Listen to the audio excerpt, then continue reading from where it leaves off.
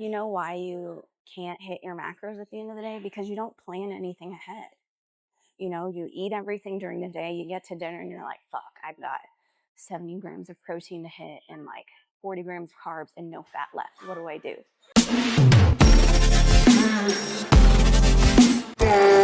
Good morning, good morning, good morning. Welcome to my YouTube channel. If you're new here, my name's Lisa. I'm a women's online fitness coach who's been in the industry for over a decade, helping women become their healthiest, happiest, and hottest selves.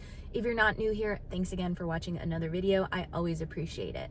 So today we're going to be hitting an upper body day. It's going to be more chest and shoulders and a little bit of arms sprinkled in there because I did back 2 days ago and I'm still a little bit sore from that, and I did legs yesterday. Anyways, we're going to talk about a calorie deficit today because I know this term can be confusing. What is a calorie deficit? How do you know if you're in one? How do you do one properly? And it's a word, it's a phrase that's being thrown around all over the internet. And I think a lot of people don't actually understand what a calorie deficit is. And I think it's like this magical diet, which is not really what it is. So let's talk about it today. I want to give you tips to help you figure out how to be in a calorie deficit and stay in a calorie deficit so that way you can ultimately reach your fitness goals, because I know it can be confusing and overwhelming and there's so much information coming from every single direction. So I want to clear a few things up for you today and have you leaving this video feeling like you have the next steps to take. We're going to drink our pre-workout and head inside to get this workout. Cheers, bitches. Okay, so we are starting with barbell overhead press. Warm up without any weight. If you can't do this with the bar, which is 45, you can do this with like the pre-weighted barbells they have at your gym that usually start at like 20 and they go up to 100. You want your hands about shoulder distance apart. You want to make sure your wrists are strong. You don't want them like leaning back. And you want to remember to tuck your elbows. Your elbows are not flaring out at 90 degrees. It's more of like a 45 degrees. So we're going to unrack. Core is engaged. Press up. Calorie deficits. That's all we're going to talk about today. So what is a calorie deficit? I need to throw some 10s on here real quick. Or no, we actually need 5s. So a calorie deficit is basically eating less calories than what you need for maintenance. So how do you know what your maintenance calories are? Well, there's tons of calculators online, but basically it's your BMR or your basal metabolic rate, which is how many calories you need just to survive and do like your basic everyday functions, which is usually more than people think it is, multiplied by your activity level, and that will be your maintenance calories. It's usually, for women, 1,800 to 2,800, depending on so many factors, height, weight, age. And then how do you figure out if you're in a calorie deficit? Basically, consuming anything below your maintenance is considered being in a calorie deficit, okay? And you might say, but Lisa, I'm only eating 1,200 calories a day. How am I not losing weight? That's below my maintenance. Well, probably means you're not actually in a calorie deficit. So maybe you're tracking your calories Monday through Friday and you're hitting 1,200 calories, which is crazy low. And I really hope no one's eating 1,200 calories unless you're like 4 feet tall.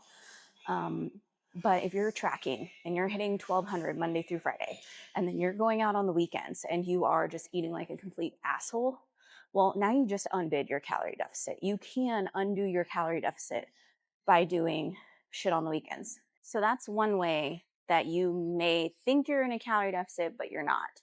There's a few other things that could be impacting why you're not losing weight, but you think you're in a calorie deficit. So we'll talk about those at the next exercise. I am currently in a calorie deficit, working towards getting abs for the summer. And, I hit my macros every day for the most part. My goal with my clients is at least 90% of your macros every single day. That's kind of like my expectation, because if you're not hitting your macros consistently and you're constantly going under or over, your body's like trying to figure out what the fuck is going on, and it can't do that when there's tons of inconsistency.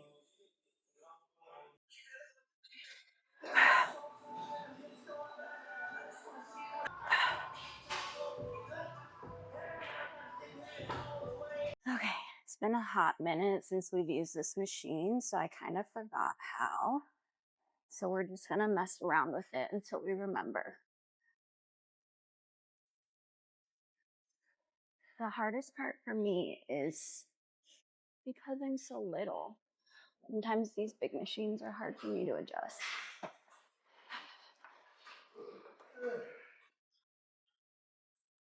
Okay, we'll see if that's everything that we want. No, we want to be further back. We're gonna do one arm at a time. I don't like this 2 arms at a time.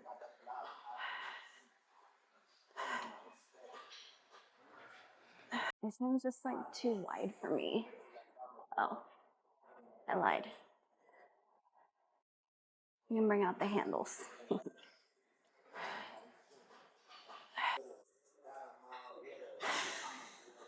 Okay, I think we just need to push it back. 1. There. Okay, I think we're solid now. I hope so.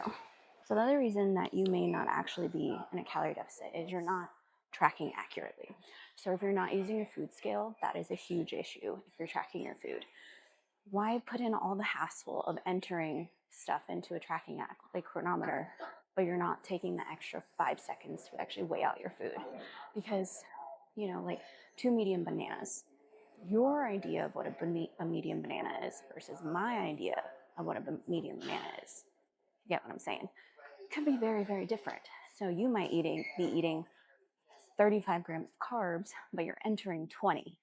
Well, now there's 15. If you say you're doing a tablespoon of peanut butter, but you're not actually like, even using a tablespoon is not very accurate, you may end up eating double a serving size. And that's a lot of fat, which is going to increase your calories.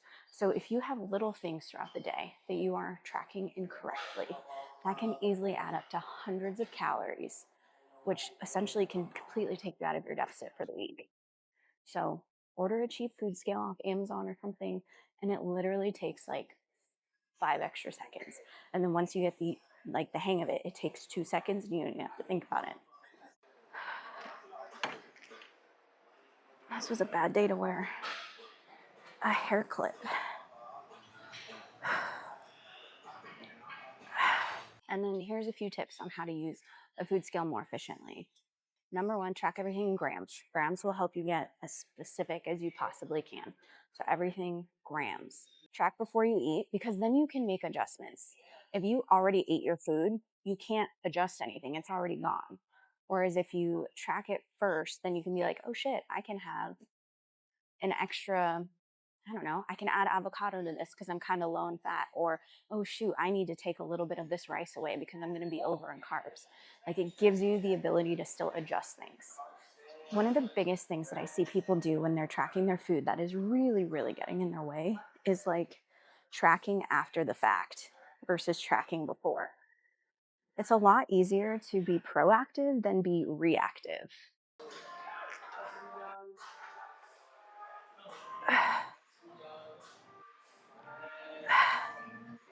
You know why you can't hit your macros at the end of the day? Because you don't plan anything ahead. You know, you eat everything during the day, you get to dinner and you're like, fuck, I've got 70 grams of protein to hit and like 40 grams of carbs and no fat left. What do I do? Whereas if you would have spent 10 minutes the night before planning out, at least having like a basic structure or outline, an idea of what you're going to do the next day, you have so much more. 1, you don't have to stress about what you're going to eat because you already have it figured out. But 2, you're not going to end up with half your macros left over at 8 o'clock at night or no macros left over and you're like, fuck, I'm starving. When people tell me they have no idea how to hit their protein goal, I'm like, do you actually sit down and like try to figure it out? Or do you think just grabbing random shit throughout the day is going to make you actually hit that number? Because it's not. Man, everyone and their mama is doing chest today. So we're going to do a little bit of shoulders. We're going to do some rear delts to the back of our shoulders.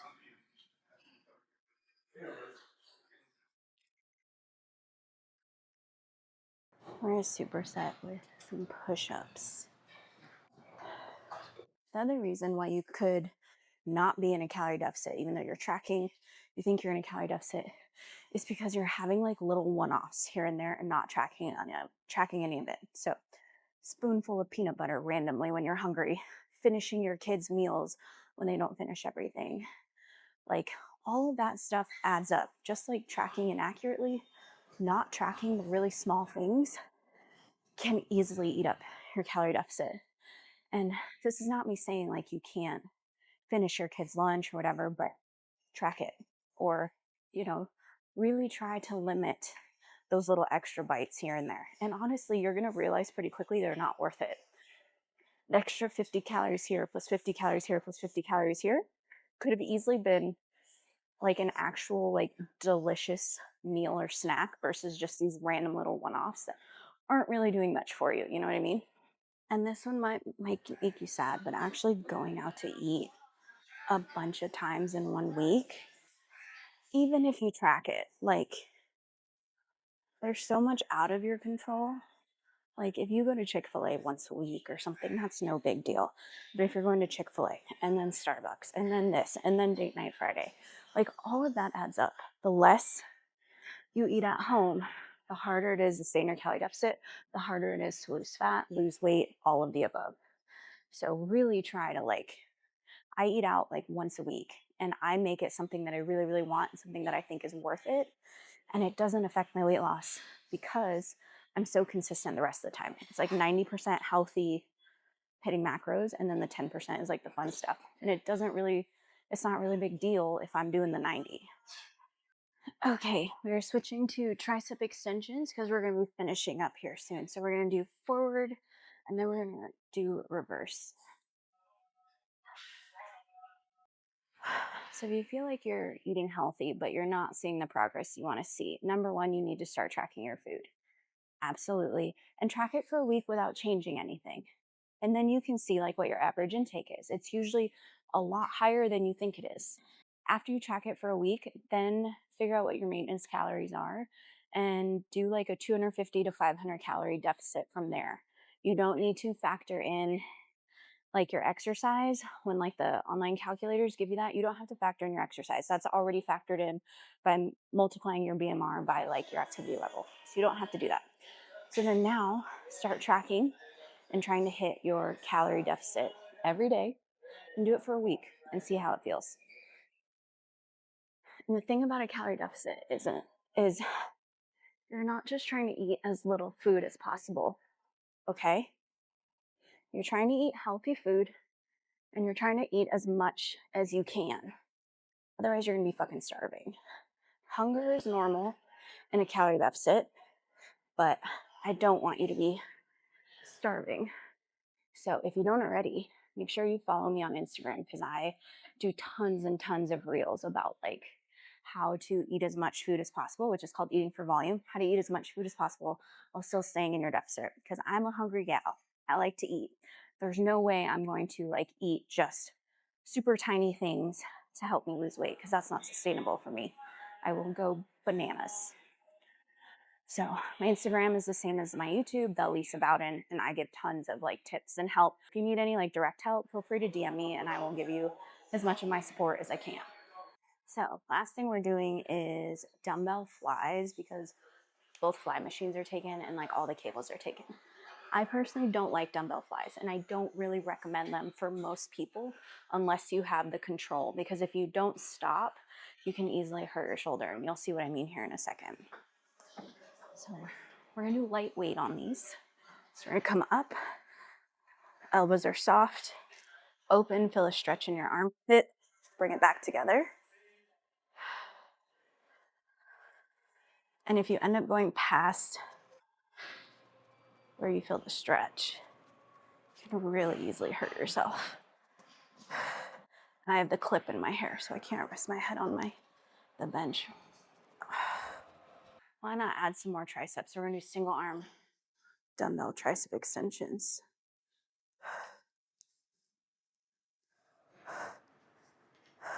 But I hope you understand now what a calorie deficit is and how to be in one. And I hope the tips that I gave you were helpful so you can be successful. That's all I want is for people to be successful in reaching their goals. So I know calorie deficit gets thrown around everywhere. It can be very confusing, overwhelming, but it does work. When people say it doesn't work, they're not doing it correctly. They're not tracking accurately. They're not being consistent. They're forgetting about the little bites here and there, or they're eating like a complete asshole on the weekends. All of those things are why calorie deficits are not successful. I'm sorry, you cannot defy science. Math is math. So if you're struggling, I hope this helps. Like I said, you can DM me if you need more help. But I'm going to finish up my workout and I will see you guys in next week's video.